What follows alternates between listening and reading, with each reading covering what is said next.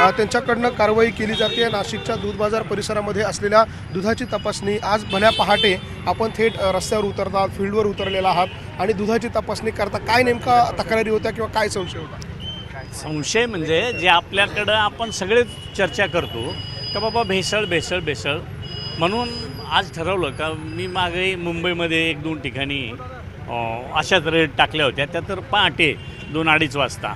आज स्वतःचंच आपलं नाशिक आहे, नाशिकलाही जरा मोठं मार्केट आपलं का जे 5-5 हजार 7-7 हजार स्वतःचं दूध असलेली जी काही गवळी मंडळी आहे किंवा कोकणी मंडळी आहे त्यांचं जे दूध आहे ते एकदा आपण टेस्ट करू का, जे नाशिकमध्ये सगळ्या ठिकाणी पोचलं जातं।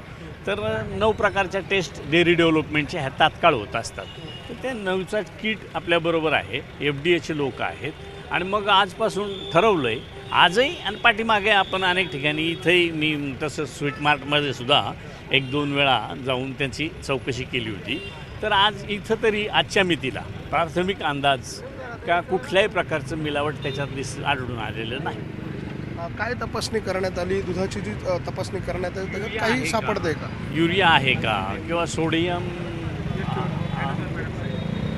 हायड्रोजन अशा त्या 9 प्रकारच्या ज्या काही आहेत ते डेअरीचे लोक आहेत ते चांगलं सांगू शकतात त्याच्यातलं।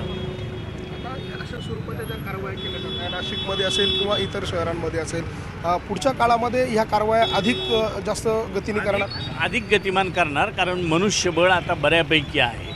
जवळपास पूर्वी आपल्याकडं मनुष्यबळ 46-47% होतं, आता आपण 197 मुलं नवीन मागच्या जूनमध्ये भरलेत, त्याच्यामुळं त्यांची संख्या मोठी वाढली।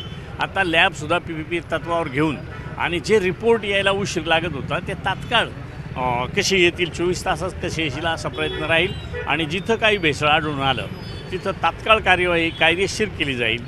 लॅबच्या संदर्भात नाशिकची लॅब आपली जी मुंगसऱ्याला याला आहे तिचं काम थोडंसं अर्धवट आहे, थोड्याच दिवसात नाशिककरांना ती संधी उपलब्ध करून दिली जाईल। या कारवाईच्या निमित्तानं भेसळ करणाऱ्यांना काय इशारा आपला असेल?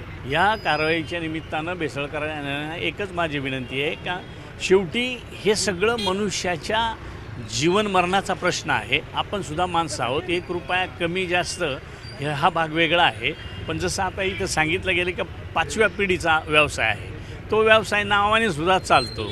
तर तशा पद्धतीनं आपल्याला 2 रुपये जास्त मिळवायचे असतील तर सेल थोडा जास्त करा, पण चांगला करा का जेणेकरून आपल्याला न सांगता ग्राहक वाढेल। आपण बघतोय हे अन्न औषध प्रशासन विभागाचे मंत्री नरहरी झिरवळ जे आहे ते अशा पद्धतीनं नाशिकच्या दूध बाजार परिसरामध्ये कारवाईसाठी दाखल झालेले होते, मात्र कुठेही यामध्ये भेसळ जी आहे ती सापडली नाही आहे। अंकल आप इधर आपण बघतोय मागच्या बाजूला अशा पद्धतीनं नाशिकचा हा दूध बाजाराचा परिसर आहे, ज्या ठिकाणी मोठ्या प्रमाणात दुधाची विक्री जी आहे ती केली जाते। अशा पद्धतीनं प्रत्येक येणाऱ्याला लिटरच्या स्वरूपानं दूध जे आहे ते विक्री केलं जातं, मात्र या सगळ्या दुधामध्ये कुठेही भेसळ जी आहे ती आढळून आली नाही। याचं कारण आहे या भागातले जे लोक आहे शेकडो वर्षांपासून त्यांचा हा दुधाचा व्यवसाय आहे। आजवर या दूध बाजार परिसरामधली कुठलीही तक्रार जी आहे ती कुणाकडनंही झाली नाही, मात्र असं असलं तरी आज कारवाई करण्यात आली आणि या कारवाईला हे सगळे व्यावसायिक अतिशय सहजरित्या सामोरे गेले, कारण त्यामध्ये भेसळ नव्हती। आपण कारवाईला सामोरे गेले सहज, कारण भेसळ नाही आहे, वर्षानुवर्षाचा हा व्यवसाय।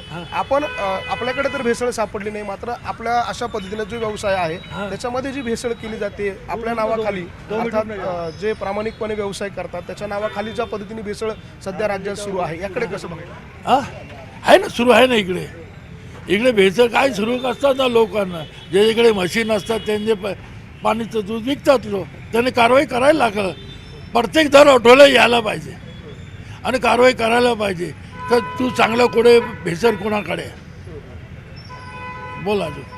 हे तुमचा व्यवसाय किती वर्षापासून? मला वाटतं 3 पिढीपासून आहे, 50 वर्षापासून माझा व्यवसाय आहे आणि मी एकच माल विकवतो ओनली। माझे कमी कमी 700-800 म्हशी आहे आणि माझी बेस्ट क्वालिटी इज आपण बघतोय नाशिकच्या दूध बाजार परिसरामध्ये जेव्हा ही कारवाई करण्यात आली तेव्हा या दुधामध्ये कुठल्याही प्रकारची भेसळ जी आहे ती आढळून आली नाही। मात्र अशा स्वरूपाची कारवाई होणं अपेक्षित आहे आणि करायलाच हवी, कारण आमच्या नावाखाली काही लोक मोठ्या प्रमाणात भेसळ करतात, त्यांच्यावर कारवाई व्हावी अशा प्रकारची मागणी इथल्या व्यावसायिकांनीच देखील केलेली आहे। त्यामुळे एकूणच बघतोय अन्न औषध प्रशासनाने कारवाई केली असली तरी त्यांच्या हातामध्ये फारसं काही लागलेलं नाही। मात्र अशा स्वरूपाची कारवाई जी आहे ती सर्व दूर व्हावी, लोकांना एक विषमुक्त अन्न मिळावं, विषमुक्त दूध मिळावं, विषमुक्त दही बळी मिळावं आणि म्हणून या कारवाईचं स्वागत केलं जात आहे. व्हिडिओ जर्नलिस्ट हेमंत बागुलसह लक्ष्मण घाटोळ, न्यूज 18 मराठी, नाशिक.